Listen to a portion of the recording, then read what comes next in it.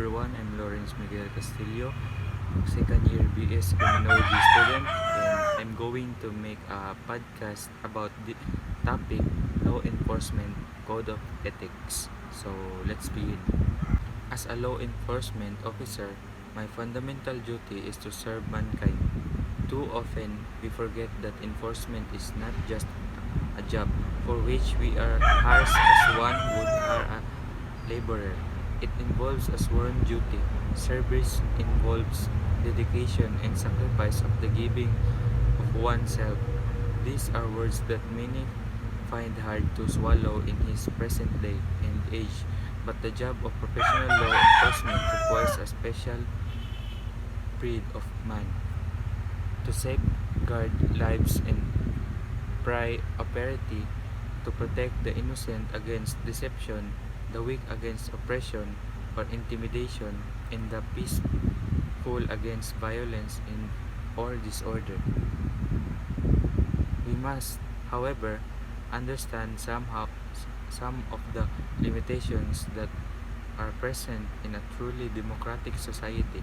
In such a society as ours, this task can be a difficult one because protecting the rights of the criminal, this is sometimes a hard pill for law enforcement officer to swallow.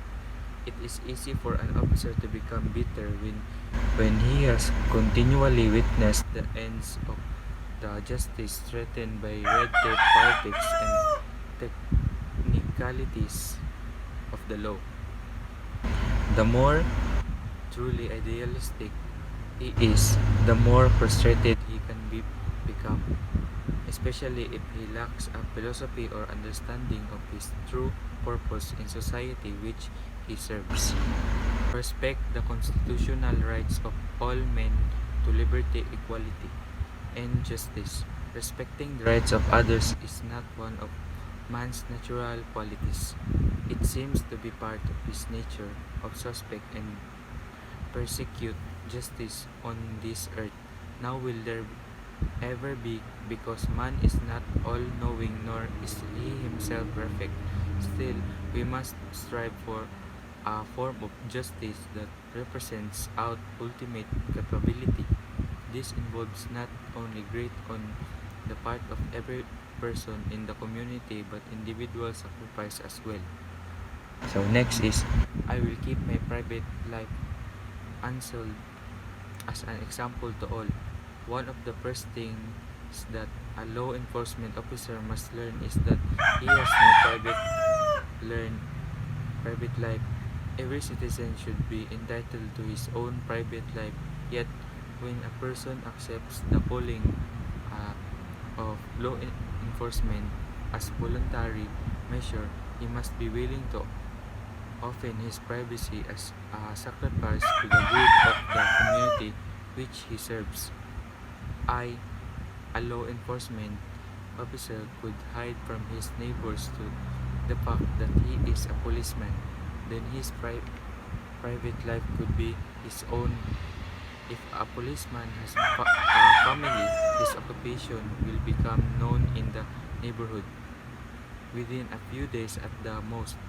If he is single and keeps a secret and, and keeps to himself, he may keep his secret a little longer, but if he is engaged in active law enforcement within his community, it is inevitable that his neighbors will become aware of it.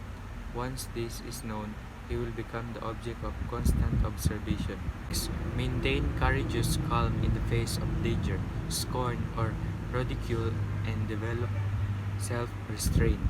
Most officers are prepared to face physical danger and public expect it. This due to the fact that when most people think of police work, they think of high-speed chases with guns blazing and similar situations in which the officer's life is constant danger. In democracy, a police officer is a public officer and as such as is a servant of to the community. Instead of being above reproach or ridicule, he must expect to receive his position as part of his job.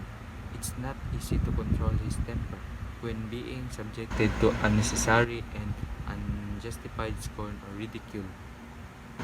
Next is whatever I see or hear of confidential nature or that is confided to me in my official capacity will be kept secret. Revelation is necessary in the performance of my duty. Some officers feel that there is a difference in that the information obtained by the doctor and attorney is freely given with the understanding that it will be confidential, whereas the information obtained as part the law enforcement officer can be the result of many sources or forms of investigation. Next is I will never permit personal feelings, prejudice, animosities, or friendships to influence my decisions. It is quite difficult to know which desire is strongest in some persons to help our friends or to hurt our enemies. Both desires are part of our human nature. Helping our friends can be very good thing in self, but then it involves an inequity in the administration of justice. We are defiling the oath we made to the community in which we serve. In police work, there is a sample opportunity to both hurt enemies and help friends, and it takes person of strong character to properly perform his duties under these circumstances. Without professional convictions, this can be impossible. Next is, I will never act officiously. One of the faults that is common to new officers is that they often act officiously. They appear to the public to be over impressed with their own importance. In a way, this is natural because it is associated with pride, and a new officer is usually very proud when he first puts on his uniform and badge. Next is with no compromise or crime and with relentless prosecution of criminals, I will enforce the law courteously and appropriately with fear or favor, malice or will. The term with no compromise for crime means that crime will not be knowing permitted. It does not mean that the officer must perform his duties to the letter of the law without taking into consideration the spirit of law.